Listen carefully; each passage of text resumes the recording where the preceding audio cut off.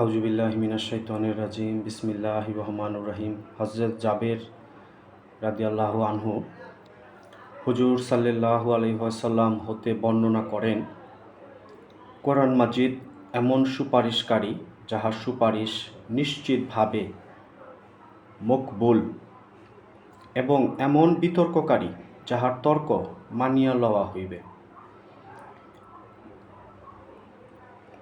যেই ব্যক্তি উহাকে সম্মুখে রাখিয়াছে তাহাকে কোরআন পাক জান্নাতের দিকে টানিয়া নিয়া যাইবে, আর যে ব্যক্তি উহাকে পিছনে রাখিয়াছে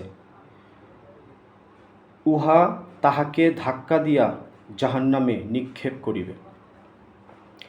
এই হাদিসটা থেকে আমার রাসূল সাল্লাল্লাহু আলাইহি ওয়াসাল্লাম যেটা বুঝাতে চেয়েছেন যে কোরআন শিখতে হবে এবং কোরআন অনুযায়ী আমল করতে হবে। এরকম দেখা যায় মানুষ ইন্তেকাল করলে এরকম তার লাশের সামনে কোরআন তেলাওয়াত করা হয়।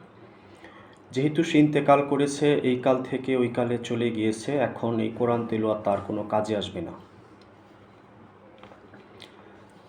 রাসূল সাল্লাল্লাহু আলাইহি ওয়াসাল্লাম এটাই বুঝালেন যে জীবিতদের কোরআন অনুযায়ী চলতে হবে।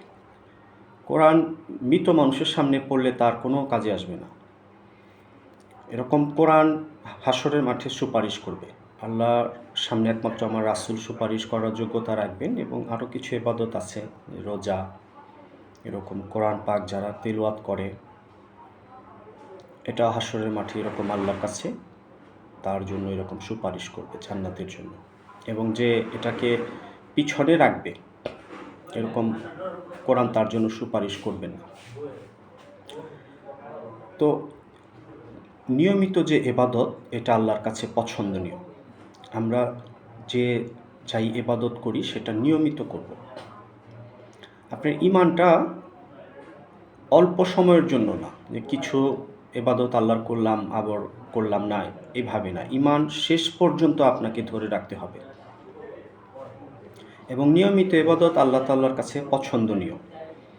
আমরা এরকম ইবাদত নিয়মিত করব।